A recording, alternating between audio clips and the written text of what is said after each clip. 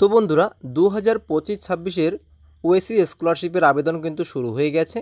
তোমরা যারা এই স্কলারশিপের জন্য আবেদন করবে বা এখনও যারা করছো, তো তোমাদের ক্ষেত্রে অনেকেই প্রশ্ন থাকে কিন্তু এই ওএসসি স্কলারশিপ নিয়ে, যেমন কারা কারা এই স্কলারশিপে আবেদন করতে পারবে এবং কি কি ডকুমেন্টস লাগবে, কত পার্সেন্টেজ নম্বর পেলে এই স্কলারশিপে আবেদন করা যায় এবং ইনকাম সার্টিফিকেট লাগলে সেই ইনকাম সার্টিফিকেটটা পঞ্চায়েত অফিস থেকে নিতে হবে নাকি বিডিও অফিস থেকে। তো এই সমস্ত যে প্রশ্নগুলো থাকে এই ওএসসি স্কলারশিপ নিয়ে, সমস্ত প্রশ্নের উত্তর আজকের এই ভিডিওতে তোমরা পেয়ে যাবে। অবশ্যই তোমরা আজকের এই ভিডিওটি সম্পূর্ণ দেখবে এবং এরকম ইন্টারেস্টিং এবং তথ্যপূর্ণ ভিডিও পাওয়ার জন্য অবশ্যই চ্যানেলটিকে সাবস্ক্রাইব করে নেবে। তো চলো আজকের এই ভিডিওটি শুরু করি। প্রথমত শুরু করি এই স্কলারশিপের আবেদন করার জন্য কত পার্সেন্টেজ নাম্বার থাকতে হবে। তো বন্ধুরা, এই স্কলারশিপে আবেদন করার জন্য কিন্তু নাম্বার বা পার্সেন্টেজের কিন্তু কোনো রকম এখানে ক্রাইটেরিয়া দেওয়া হয়নি। তোমরা যদি শুধুমাত্র 5 নাম্বার পেয়ে পাস করো তাহলে কিন্তু তোমরা এই স্কলারশিপের জন্য আবেদন করতে পারবে। তবে অবশ্যই তোমরা কিন্তু এই স্কলারশিপে আবেদন করার জন্য পরবর্তী যে ক্লাস আছে সেখানে কিন্তু অ্যাডমিশন নিতে হবে।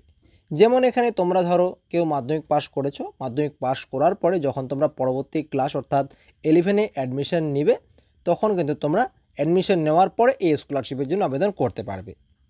এখন আমরা আলোচনা করব এই ওএসসি স্কলারশিপে আবেদন কারা কারা করতে পারবে।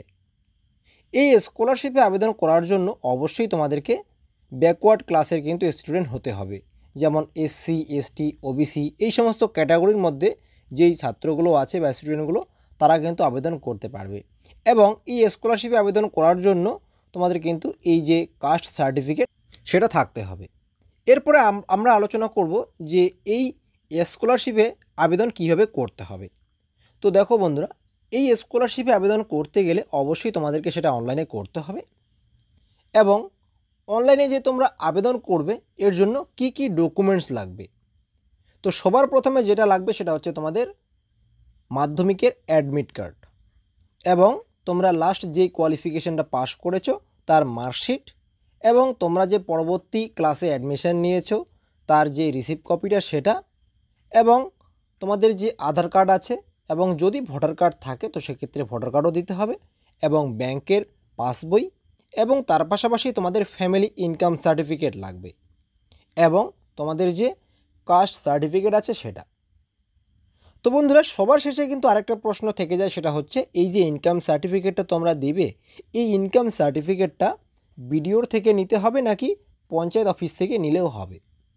তো তোমাদেরকে আমি এটা ক্লিয়ারভাবে বলি যে অবশ্যই তোমরা প্রথমত পঞ্চায়েত থেকে বা পঞ্চায়েত অফিস থেকে কিন্তু ইনকাম সার্টিফিকেটটা নেবে, ফ্যামিলি ইনকাম সার্টিফিকেটটা, এবং সেই ফ্যামিলি ইনকাম সার্টিফিকেটটা দিয়ে কিন্তু তোমরা অনলাইনে ভিডিও ইনকামের জন্য আবেদন করবে এবং 1 সপ্তাহের মধ্যেই তোমাদের ভিডিও ইনকাম সার্টিফিকেট অ্যাপ্রুভ হয়ে যাবে এবং সেই ভিডিও ইনকাম সার্টিফিকেটটা অ্যাপ্রুভ হয়ে যাওয়ার পরেই কিন্তু তোমরা এই যে অ্যাপ্লিকেশানটা আছে ওএসসি স্কলারশিপের জন্য অ্যাপ্লিকেশান, এটা কিন্তু তোমরা কমপ্লিট করবে।